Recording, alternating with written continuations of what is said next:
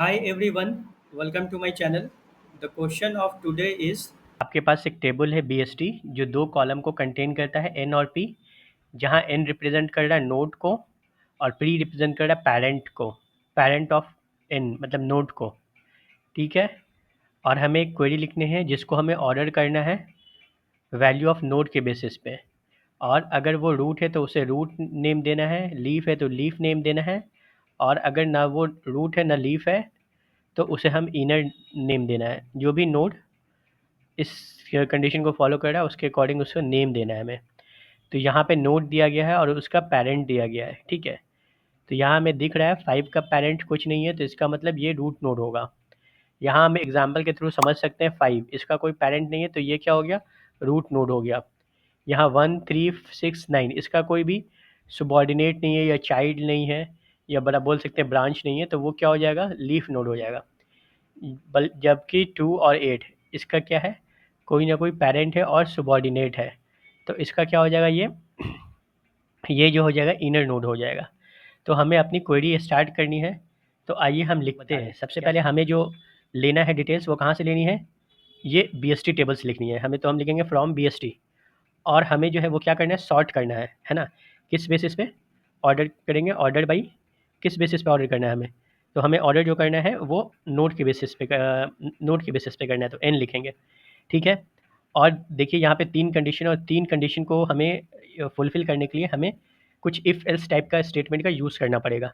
तो हम यहाँ पे जो एसक्यूएल में जो है वो क्या यूज़ होता है, केस यूज़ होता है, तो हम केस यूज़ करेंगे। और हमारा जो आउटपुट होना चाहिए वो कैसा होना चाहिए, नोड होना चाहिए, 1 होगा और उसका टाइप होगा। ठीक है, 2 है उसका टाइप है।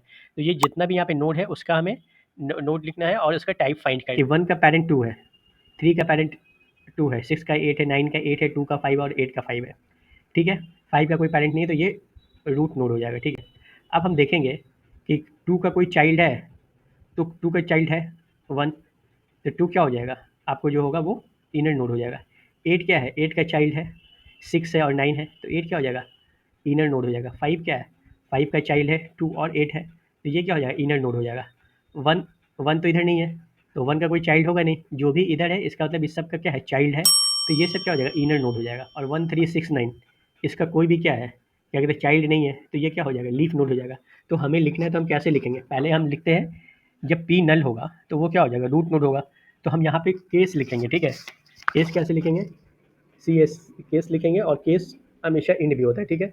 तो हम इसे क्या करेंगे, यहाँ इंटर देंगे, और उसके बाद हम लिखेंगे when P is null, then then क्या हो जाएगा, ये देन ये हो जाएगा रूट, है ना। तो हमें इसे रूट लिखना है। ठीक है। उसके बाद दूसरा केस लिखना है। अब हमें लिखना क्या है, व्हेन जो भी n है, n का वैल्यू अगर p में प्रेजेंट है तो वो क्या हो जाएगा, मतलब उसका चाइल्ड होगा, और वो क्या हो जाएगा, मतलब कि इनर नोड हो जाएगा। वो पेरेंट भी बन रहा है और चाइल्ड भी बन रहा है। ठीक है। तो ये पेरेंट भी है इसका, है ना। 2 का क्या, 1 का 2 का पेरेंट क्या, 5 है, और 2 का चाइल्ड 1 है, तो ये क्या हो जाएगा, इनर नोड हो जाएगा। ठीक है। 8 का पेरेंट क्या है, 5 है, और 8 का चाइल्ड क्या है, 6 और 9 है, तो ये क्या हो गया, इनर नोड हो गया। ठीक है। लेकिन यहाँ पे 5 क्या है, 5 का पेरेंट कुछ नहीं है, लेकिन 5 का चाइल्ड है, तो पेरेंट नहीं, तो वो क्या हो गया, रूट नोड हो जाएगा। ठीक है। तो वो तो हम पहले ही लिख चुके हैं। अब हमें जो कंडीशन लिखना है कि 2 8 5 ये सब क्या हो जाएगा, 2 8 क्या हो जाएगा, ये जो होगा आपको इनर नोड होगा। ठीक है। तो हम ये लिखेंगे, अगर n का वैल्यू अगर p में प्रेजेंट होगा तो उसे हमें क्या लिखना है, हमें उसे लिखना है इनर नोड निकला है। ठीक है। तो हम लिखेंगे व्हेन n इन, क्या करेंगे हम, सेलेक्ट करेंगे p का value, SE select p from BST।